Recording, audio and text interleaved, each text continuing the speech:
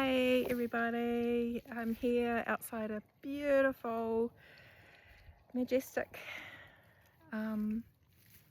Makakapa tree, which is not a New Zealand native, but it is magnificent. It's so huge and graciously grows to provide much shelter and shade for the trees underneath it, but has a beautiful wood that smells intensely divine. So what I want to talk to you about today is not about wood, not about trees.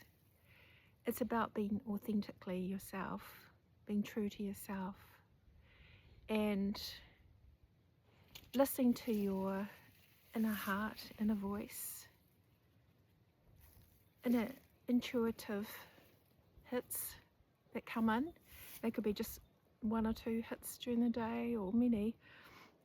It could be things that you see like synchronicities or numbers, repetitive numbers, signs, rainbows, clouds, feathers, be what may, but these things are repetitive hits that you often see during the day, that you know that Spirit is talking to you, the angels are talking to you, your guides are talking to you, your galactic beings of light are talking to you, your animal guides, the animals in your life are talking to you, and the animals that have been in your life in the past are talking to you. So all these things are intuitive hits that come into your day, and you can hear the beautiful sound of the pī waka waka, New Zealand fantail singing away. That's another sign to me, is the birds. The birds are beautiful here, and the intuitive hits can also be from outside sources, from something you hear on the radio, something you hear on social media, something you hear from another person, a friend. A friend might say something, ping, there it is. There's that intuitive hit that just hits you like not a blind side, but a good side. Your good side, because this is a good intuitive hit.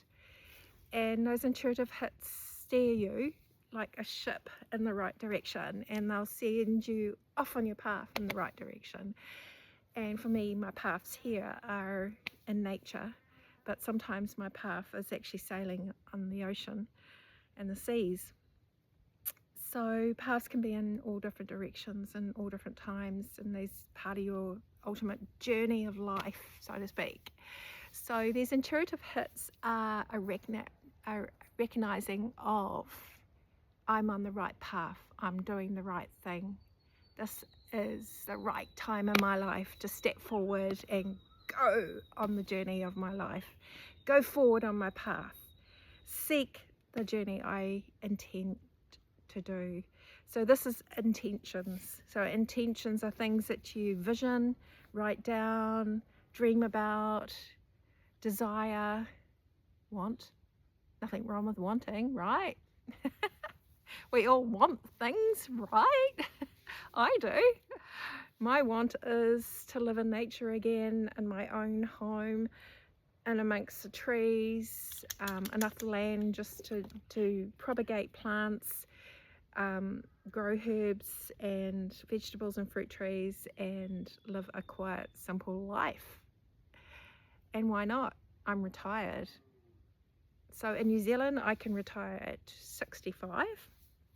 So I officially retired in February of this year. And that means that I get a weekly income from the government to live on.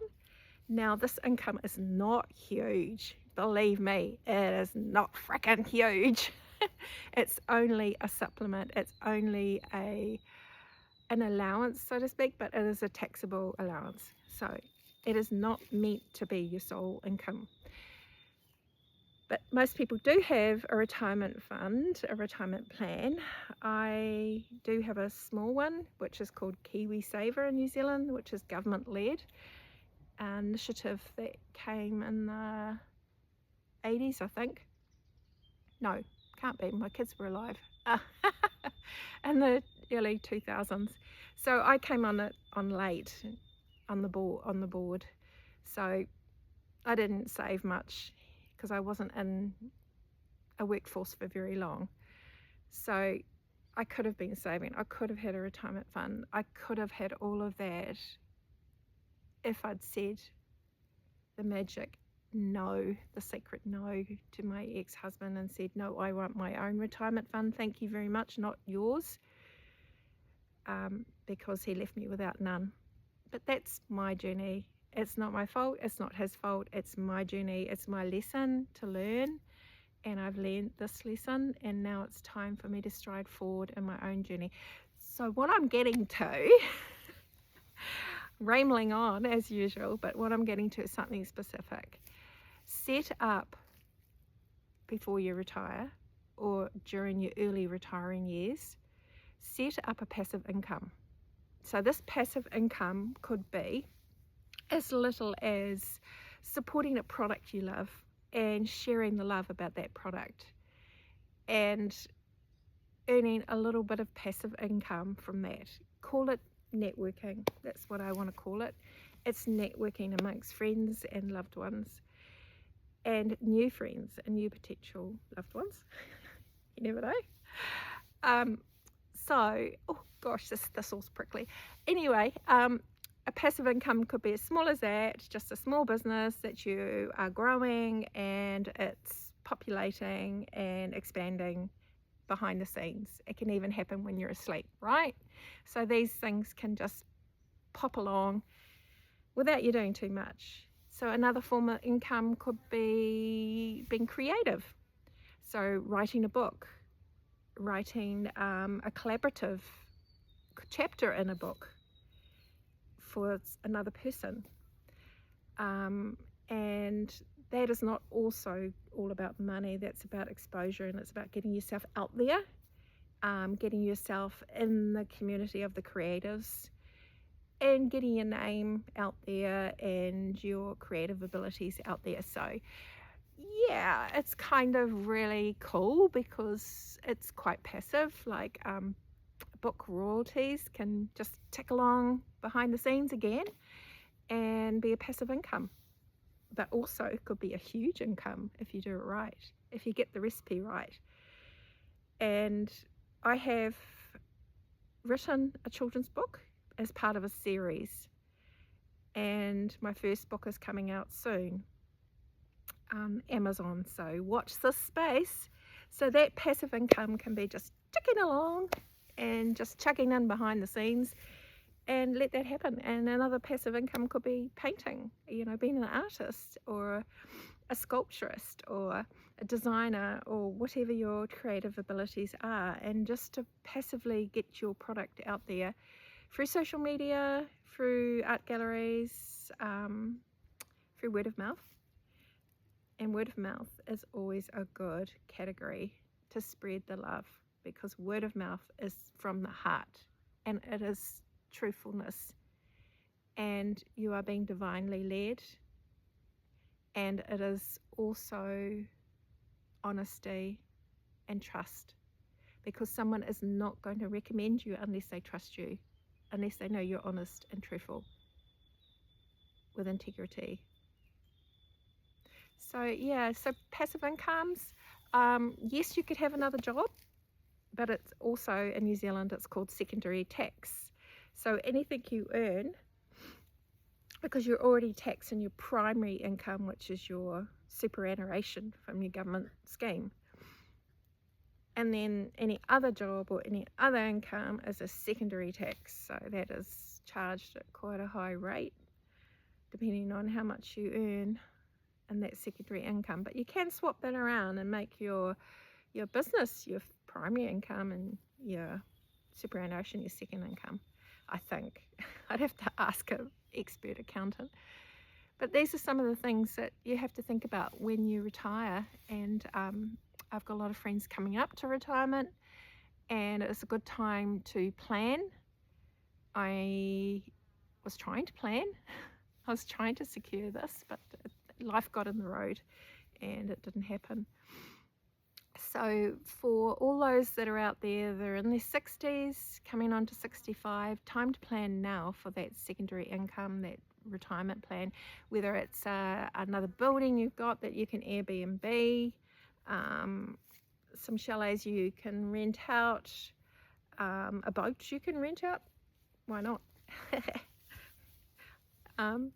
And also like having a retreat space with cabins, or just a camping spot, or as I'm a member of the Motorhome Association in New Zealand, have a parkover property, a POP.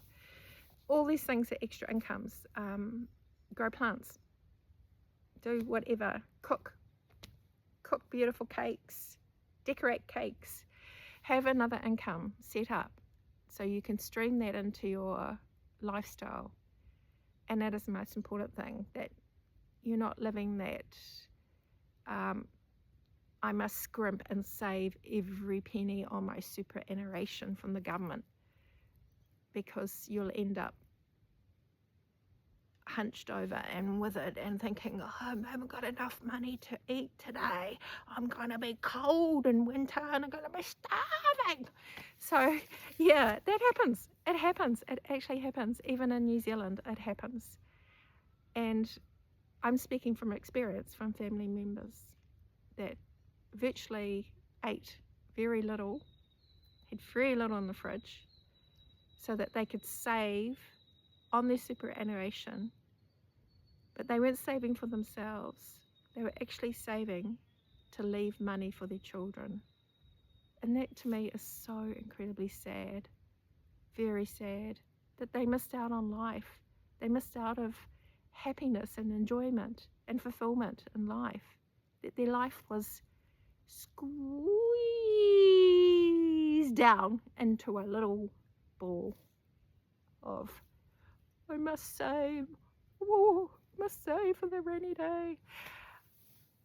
Yes, I'm talking about someone dear to me, and I have learnt from that person, and I've taken on board that learning, and that's why I'm creating a passive income and a real income in behind the scenes of my life to support me, so that I can go out and travel, so I can fly in the planes, I can sail in the water, I can hike the hills and the beautiful, beautiful native trees of New Zealand, the parks, the journeys.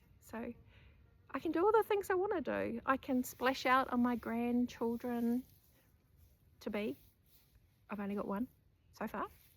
But I can do all those things that I want to do. I can buy the paints I want to buy. I can buy the knitting wool I want to buy. I can do all those things I want to do with a passive income. So I'm employing now. Think about it. Think about what you want to put in your nest egg to support you when you're retired. Boom. That's it. Goodbye for now.